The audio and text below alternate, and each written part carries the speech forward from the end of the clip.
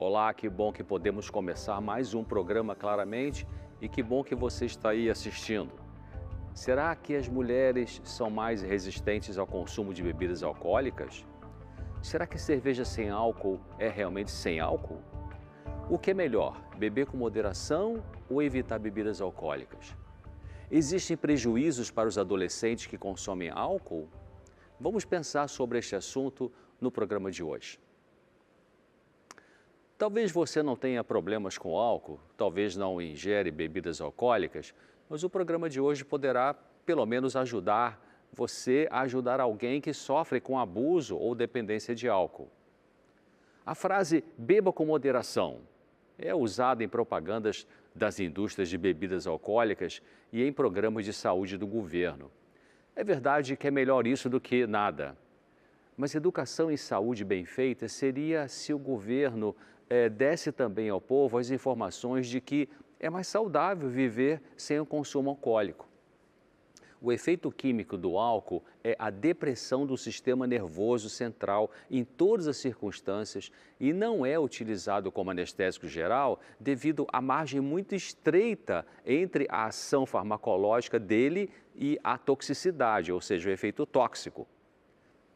A Organização Mundial da Saúde identificou o beber álcool como um dos 10 principais riscos para a carga global de doenças. Com razão, o Manual dos Cristãos, a Bíblia, adverte sobre o consumo alcoólico. Olha o que a Bíblia diz: não olhes para o vinho quando se mostra vermelho, quando resplandece no copo e se escoa suavemente. No fim, picará como a cobra e como o basilisco morderá. Está em Provérbios 23, 31 e 32. Outro texto diz: o vinho é escarnecedor, a bebida forte alvoroçadora, e todo aquele que neles errar nunca será sábio. Provérbios 20, verso 1. Na revista da Associação Médica Americana, no artigo chamado Álcool e Defesa Imune, referente aos efeitos do álcool sobre o sistema imunológico, o autor afirma o seguinte: o álcool deveria considerar-se como uma droga imunossupressora de efeitos a longo alcance. Muito interessante essa citação. Não poderia haver uma afirmação mais forte do que essa para expressar os efeitos negativos sobre a saúde, além de muitas outras desvantagens bem conhecidas do consumo do álcool. O álcool age como anestésico geral. O sistema nervoso é muito vulnerável ao álcool porque ele se dissolve rapidamente no líquido cefalorraquídeo, que é aquele líquido que popularmente a gente chama de líquido da espinha. E também é porque as células nervosas são muito delicadas. O lobo frontal é o primeiro a ser anestesiado e o efeito continua de acordo com a lei da paralisia descendente de Jackson. O que é isso? Você atinge o córtex cerebral, atinge os centros subcorticais, a medula espinhal, o bulbo no centro respiratório. Portanto, se divide o efeito do álcool em 4 etapas. Primeiro, diminui a destreza manual e autocrítica. Aumentam os erros. Surge euforia não por estimulação das funções mentais, mas por falta de controle do lobo frontal. A pessoa fica muito sociável, ainda funciona, mas esta é a etapa dos acidentes.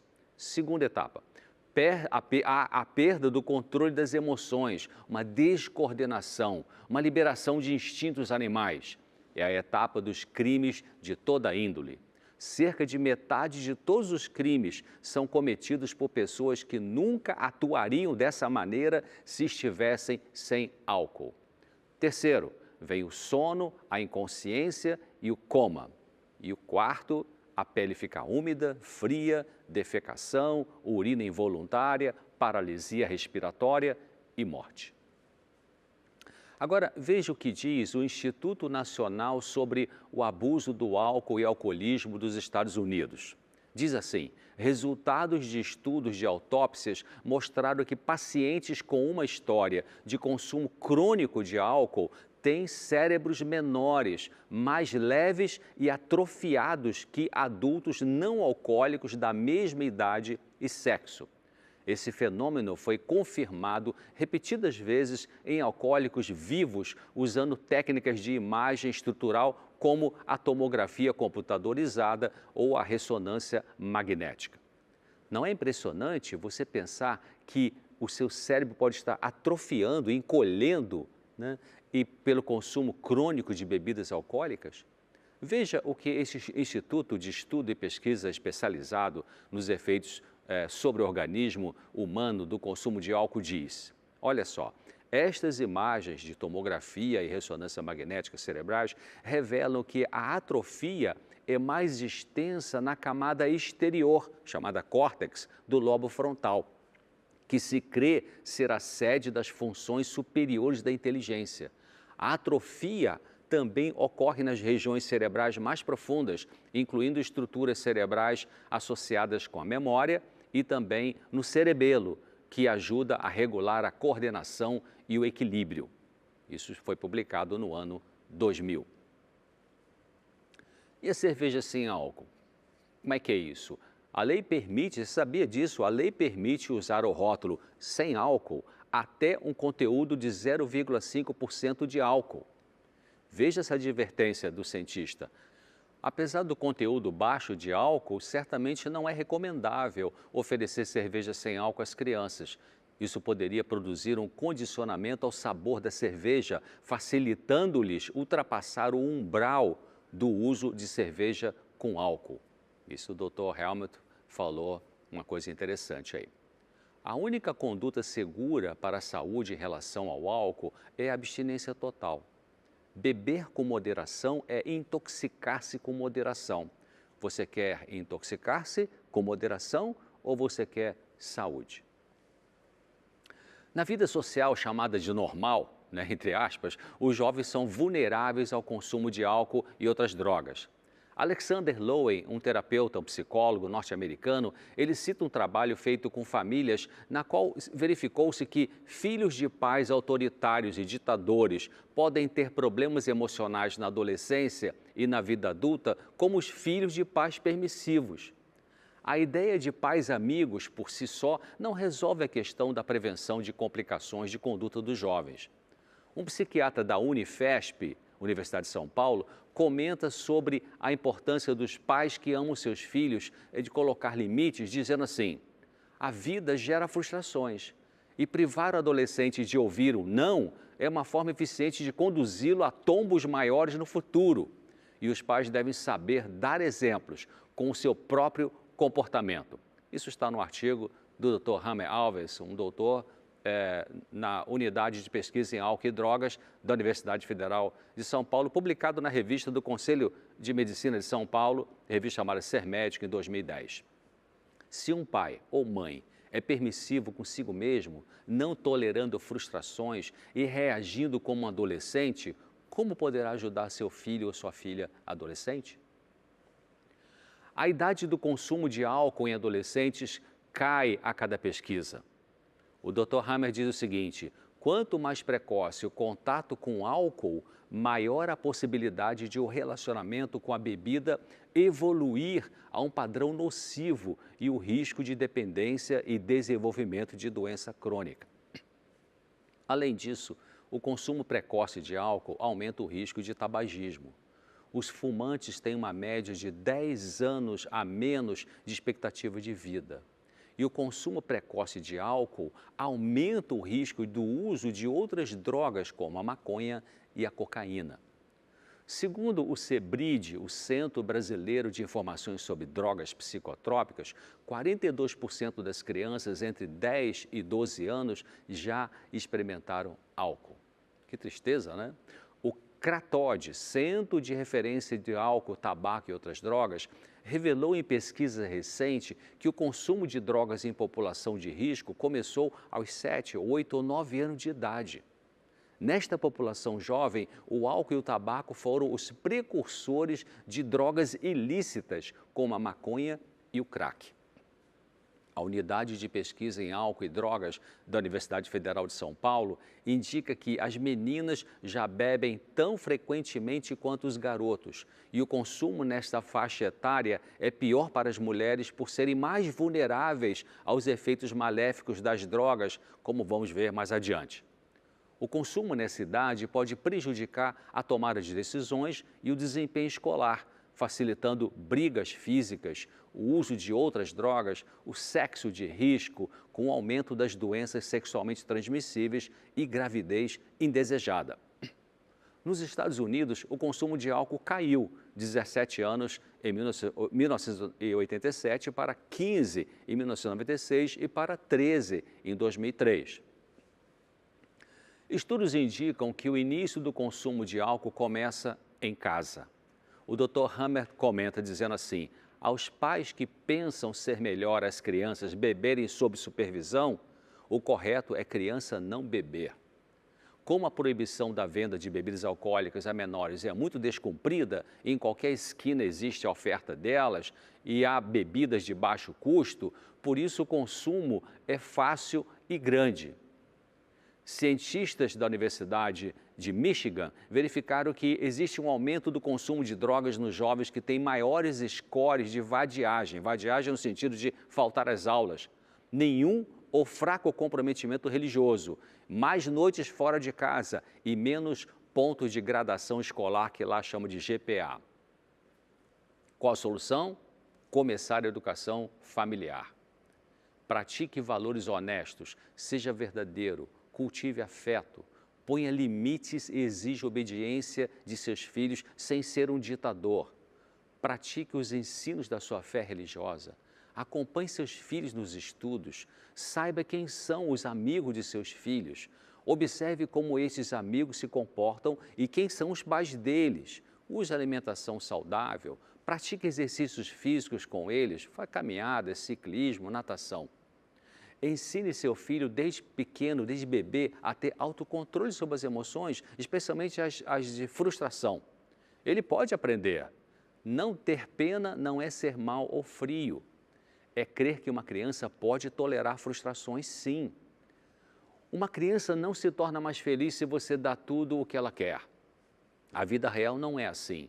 Por isso, ela precisa aprender a receber um não e obedecer os pais. Ela provavelmente só irá valorizar isso no futuro. Aprender o governo de si mesmo pode ser um dos mais importantes fatores para o sucesso na vida, sem alcoolismo ou outra dependência química. Vamos ao intervalo, aguarde e já voltamos.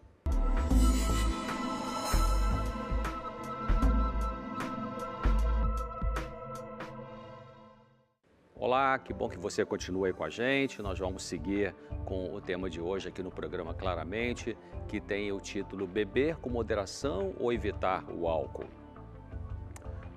Antes eu quero enviar minha saudação para uma senhora que assiste esse programa Claramente e que me enviou um e-mail muito amável, me autorizando a citar o seu nome e vou citar só o primeiro nome.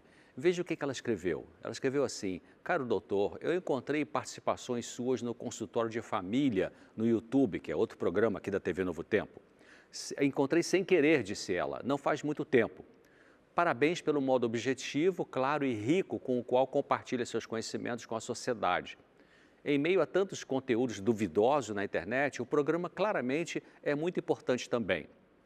Eu sou originalmente católica, mas isso não é relevante quando é preciso atribuir valor a quem merece. O importante é ter no mundo pessoas dispostas a fazer o bem e com embasamento de primeira qualidade. Obrigado por suas mensagens cheias de ciência, sim, mas também de muita fé e esperança. Que Deus continue abençoando a você e sua família. Um abraço, Fátima. Muito obrigado, senhora Fátima, pelas palavras tão amáveis. Eu e a equipe do Claramente desejamos muita luz e saúde para a senhora e sua família. Bárbara Flannery e equipe compararam os resultados de testes que mediam o funcionamento cerebral de 78 homens alcoólatras e 24 mulheres também alcoólicas ou alcoólatras com idades entre 18 e 40 anos. Eles utilizaram 68 homens e mulheres sem problemas de alcoolismo como grupo de controle na pesquisa realizada na Rússia.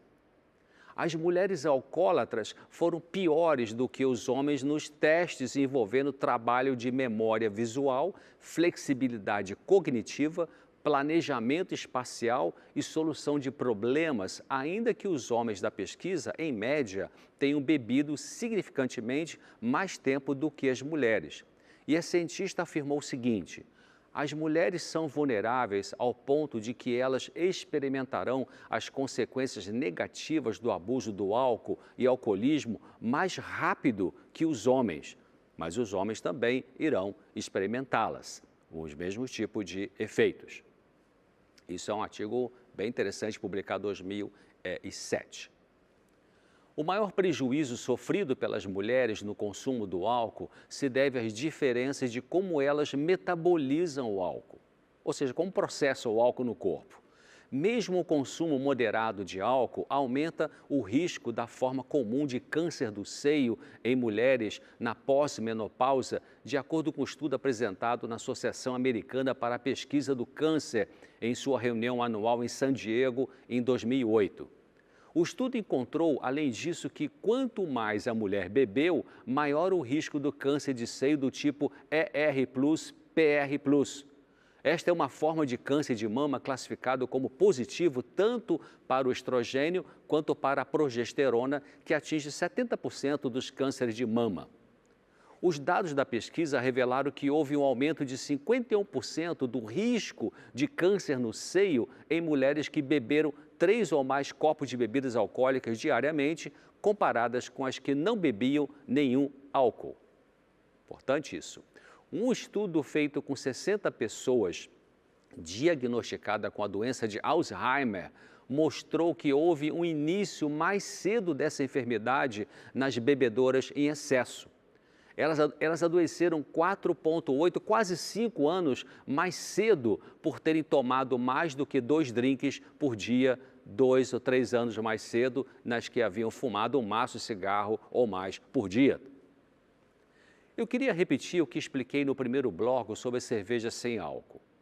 Você sabia que a lei permite usar o rótulo sem álcool nas cervejas desde que elas possuam até um consumo de 0,5% de álcool? Em outras palavras, as chamadas cervejas sem álcool podem ter até 0,5% de álcool em seu conteúdo.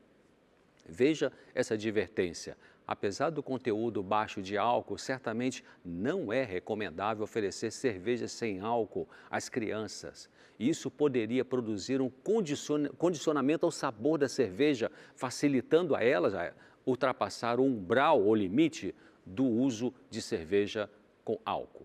Importante isso, da gente proteger as crianças nesse sentido.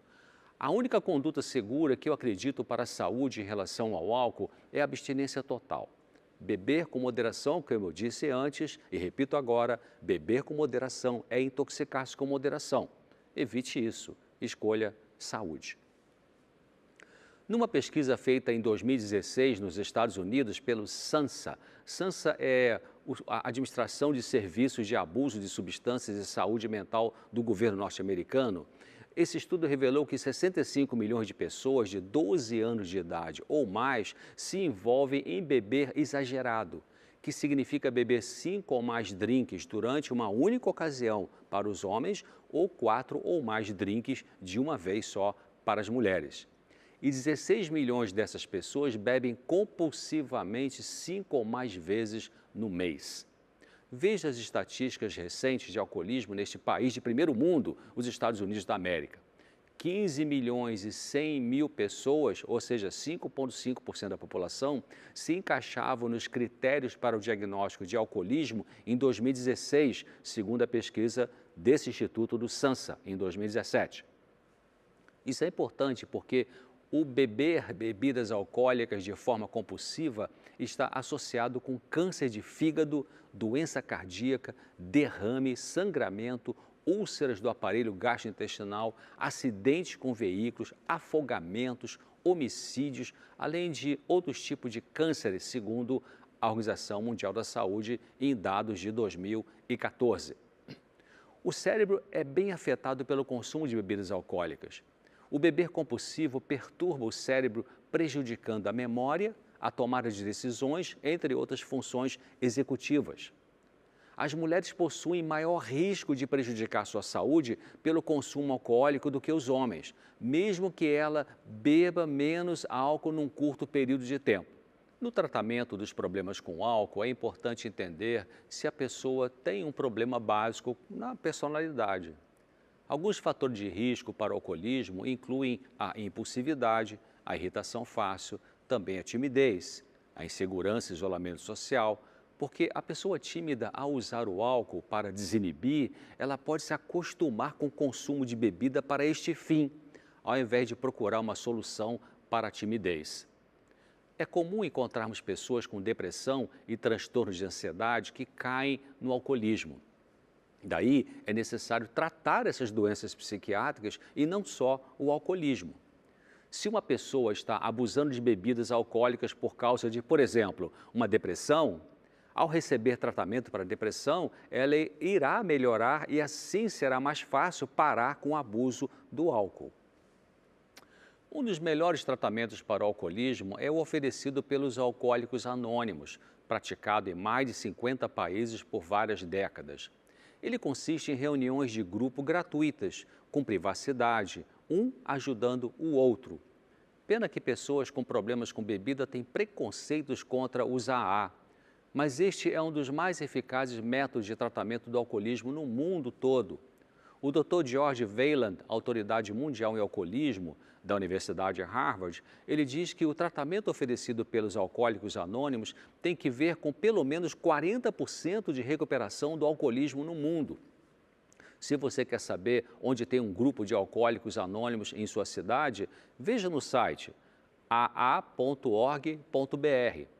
Eles trabalham com os 12 passos, as 12 tradições e os 12 conceitos. Os passos são para a recuperação do alcoolismo. E citando somente os 3 primeiros passos desses 12, veja como eles são. Primeiro, admitimos que éramos impotentes perante o álcool, que tínhamos perdido o domínio sobre nossas vidas. Segundo, viemos acreditar que um poder superior a nós mesmos poderia devolver-nos a sanidade. E terceiro, decidimos entregar nossa vontade, nossa vida aos cuidados de Deus na forma em que o concebíamos. Infelizmente, como eu disse, muitos não se adaptam ao grupo de AA, talvez por terem outros problemas mentais, ou por serem muito arrogantes e implicantes e não se adaptam ao convívio nos grupos, ou porque são muito orgulhosos e não querem se expor indo a reuniões desse tipo. É uma pena, porque eu frequentei muitos grupos de AA para ver como eles funcionam, para estudar esse assunto, como é que é esse tratamento. Eu escutei depoimentos maravilhosos de recuperação que a medicina, a psiquiatria não consegue explicar. Escutei isso nos testemunhos nas salas de AA. Para os que convivem com um parente ou amigo com problemas sérios com álcool, existe outro tipo de grupo de ajuda também gratuito que funciona muito bem, chamado Al-Anon. E você pode ver aonde tem reuniões indo no site deles, que é al-anon.org.br. A literatura deles é excelente e, junto com o trabalho dos grupos, ajuda muito para que você que convive com o alcoólico possa ter serenidade ou desenvolver serenidade, independentemente se o indivíduo entra ou não em recuperação do problema do álcool. Para terminar, eu queria deixar algumas vantagens que a pessoa ganha com parar de beber. Veja só. Primeiro, a saúde em geral melhora bastante.